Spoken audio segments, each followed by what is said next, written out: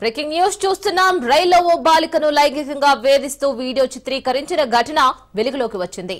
బాధితురాలి తండ్రి ఫిర్యాదుతో పోలీసులు నిందితుడిపై పోక్సో పాటు పలు సెక్షన్ల కింద కేసు నమోదు చేశారు.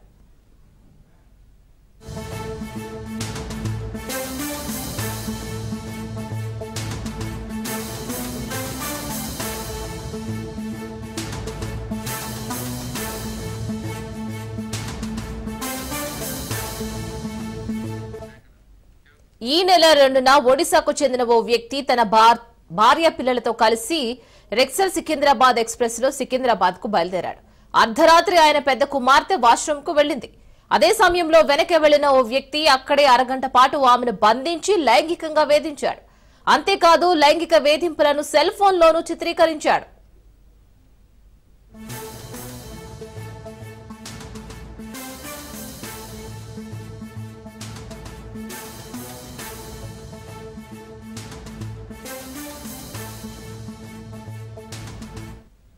అరగంట తర్వాత వదిలిపెట్టడంతో బాలిక వచ్చే విషయాన్ని తల్లిదండ్రులకు చెప్పింది. ఇక దీంతో ఆకతాయిని పట్టుకుని ఫోన్ తీసి పరిశీలించగా వీడియోలు బయటపడ్డాయి.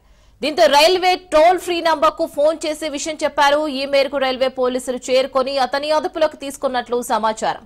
ఇక రైలు సికింద్రాబాద్ కు చేరుకున్నాక బాధితురాలి తండ్రి పోలీసులకు ఫిర్యాదు చేశారు. ఈ ఘటన కెల్తా స్టేషన్ దాటుతున్న సమయంలో జరిగినట్లు అందులో పేర్కొన్నారు.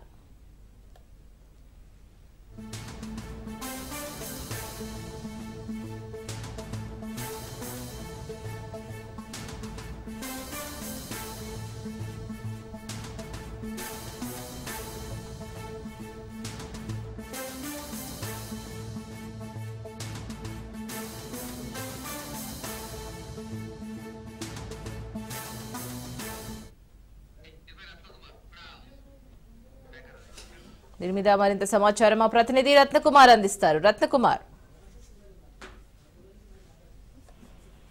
ఈ నెల 2న ఒడిశాకు చెందినటువంటి ఓ వ్యక్తి భార్య పిల్లలతో కలిసి రక్సల్ సికింద్రాబాద్ ఎక్స్ప్రెస్ లో ప్రయాణం చేస్తూ ఉన్నాడు. ప్రయాణం చేస్తున్నటువంటి సందర్భంలో ఆయనకు కుమార్తె వాష్రూమ్ లోకి వెళ్ళినటువంటి సందర్భంలో ఒక ఆగంతకుడు లోపలికి చొరబడి ఆమెతో లైంగికంగా కొన్ని మిస్బిహేవ్ చేసినటువంటి పరిస్థితి అయింది.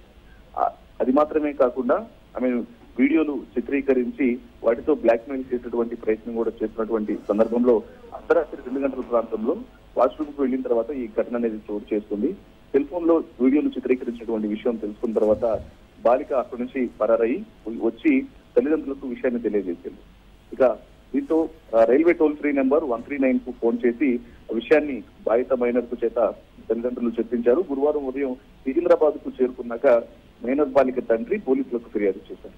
ఈ ఘటన కెల్జార్ స్టేషన్ దాటుతున్న సమయంలో జరిగినట్లు ఫిర్యాదులో పేర్కొన్నారు. తండ్రి ఫిర్యాదుతో పోక్సోతో పాటు పలు సెక్షన్స్ కింద కేసు నమోదు చేసి సికింద్రాబాద్ జీఆర్పీ పోలీసులు అతని అదుపులోకి తీసుకోవడం జరిగింది. ఒకసారిగా ఊహించని ఘటన అని చెప్పాలి. ఎందుకంటే ఈ మధ్య కాలంలో ట్రైన్స్ లో జరుగుతున్నటువంటి వరుస ఇన్సిడెంట్స్ అనేవి మహిళలను భయాందోళనకు గురి చేస్తున్నాయి. రీసెంట్ గా చూసినట్లయితే సికింద్రాబాద్ లోని ఎంఎంటీఎస్ ట్రైన్ లో ఒక మహిళ మీద ఆగంతకుడు దాడి చేయబోతున్నటువంటి సందర్భంలో ఆమె ఒక్కసారిగా ట్రైన్ లో నుంచి దూకేటువంటి ప్రయత్నం చేసింది. ఆ సందర్భంలోనే తీవ్ర గాయాలై ఆ ఘటన మర్చిపోకముందు ఇప్పుడు మరొక ఘటన చోటు చేసుకుంది. దీనికి సంబంధించి ఖచ్చితంగా పూర్తి చర్యలు తీసుకోవాలంటున్నాము అంటే ఒకవైపున రైల్వే పోలీసులు తెలియజేస్తున్నప్పటికీ వరుస ఇన్సిడెంట్స్ అనే మాత్రం మహిళలను యువతులను కొంత ఆందోళనకు గురి చేసినటువంటి పరిస్థితి ఎదురవుతుంది. Right, thank you.